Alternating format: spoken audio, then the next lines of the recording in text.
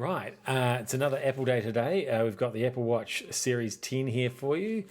So if I just hold that up to the camera, you'll see that this is the rose gold aluminium version, and it's very slim. In fact, it's a whole millimeter thinner than any other Apple Watch we've seen to date. Now, a millimeter doesn't sound like much, but when you consider that it's not very many millimeters to begin with, it is percentage-wise quite a significant bit that they've shaved off there. And in fact, they've carried that same finish, depending on what colour you get it in, right round to the back casing of the watch as well. So it's not just thinner, it's lighter, and it's definitely noticeable actually when you put it on. It does actually feel, perhaps the most comfortable Apple Watch yet. To wear, the most elegant. And if you go with the titanium, if you upgrade to the titanium one, that's even lighter still. So what else has the Series 10 got in store for us? Well, quite a lot actually, starting with the display. So if I grab an Apple Watch Ultra 2 and put that right next to it, now you can see there, although the Ultra has got this much chunkier, super enduro casing, the display itself is flat right across. It has bigger bezels when it's on, and if I hold those, if you look at them right side by side, you can see there that in actual fact the Series 10 is the bigger display. So it curves over at the edges, and it's actually got more usable display than the Ultra has. So that's pretty cool. You'd think that they would add some extra complications onto some of these watch faces like they do with the Ultra. If you use this display with the Ultra, it's got an extra row of complications at the top there for things like compass or where I park my car, that sort of thing. But what they've done instead is they've just sort of made the numbers bigger, the letters bigger, the icons bigger as well, which makes it easier to use, I suppose. What they've also done is they've improved the screen technology, so you can view it from pretty much any angle. If I hold that in all different ways, you can see that it really makes no difference to the legibility of those words and numbers.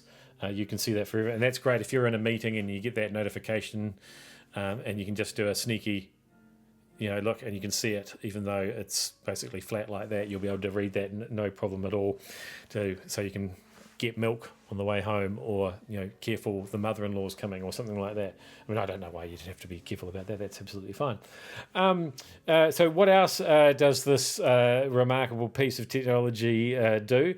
Well, we've got the combination of a new chip inside, which really makes things run super smooth. Here's our smart stack, and we can flick through all those widgets, and it's just so fluid and lovely to use, and especially with the new screen as well. It just feels just that little bit more fluid and nice to use. And the combination of Watch OS 11 and the new chip means that there's all sorts of whizzy new tricks. Like, for example, if I'd had this in Bali, this would have been really useful. Excuse me, do you know what time happy hour is? Permisi, apakah kamu tahu jam berapa happy hour-nya? And that would have been great. And then I would have been able to find out exactly what time I should be at the bar rather than just hang around there all day. That's pretty cool. That all happens on device using the neural processing that's actually built into the watch itself. That's pretty amazing. You just download whatever your languages you want straight onto the watch. And as you heard there, a nice clear speaker, and that means that we can do another little trick here. We can actually play stuff out of that speaker.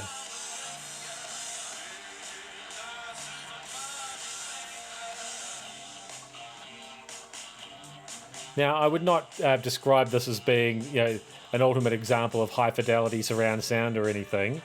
It is quite clear, but it's probably more ideal for podcasts and stuff like that. If you're getting out of your car and then going inside, you're sort of in between other devices. That's where you might use that sort of thing. What else can we do? Well, I think the Ultra might really be in trouble here because we've got another feature on here that Ultra users may be familiar with, or you might have looked at somebody wearing an Ultra and thought, "Oh, that depth app that you've got on that on the Apple Watch Ultra or Ultra 2 is pretty cool." And here, I can show you what that looks like. So if we dived into the water and went down to 3 meters below the surface, it starts recording how long we're under the water and what the temperature of the water is there. So again, that's quite cool. Again, I liked using that on holiday. Stick your hand in the spa pool, 38 degrees, perfect. Stick it in the swimming pool, 14 degrees. No, I'm not going in there. That's too cold. So there's all sorts of cool stuff like that you can do with this watch now. There's sleep apnea detection as well. So you set that up using the health app on your iPhone, and then the watch, you wear the watch to bed, and if it detects any sort of weird stuff going on with your breathing overnight, you'll get a notification the next morning, and it might be time to book a doctor's appointment and get that checked out. There's also things like Apple's made a lot of changes to the fitness app and the way that works, and your fitness tracking. So you've got training trends, over time to show your progress.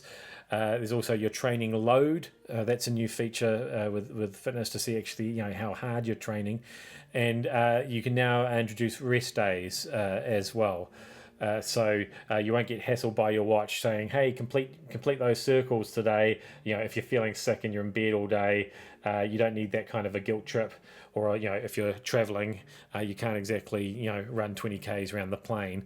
You can rest that, and then you won't get hassled, and you don't need that kind of stress.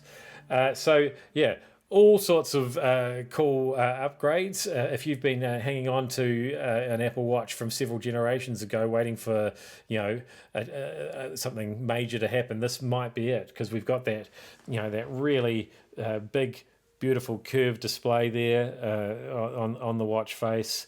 So it's bigger than ever. The watch is slimmer than ever. The battery life is the same as last year, but it does charge a lot faster, and that doesn't require a new charger at all. It's still last year's charger will work just as well for this. Both those chargers, though, will now charge this watch much faster. So in essence, you kind of are getting more battery life because that's less time that your watch has to be on the charger every day. So that's pretty good as well. You got things like that water depth and water temperature sensor app. So there's a lot going on there. That it might just be the year for an Apple Watch upgrade for you.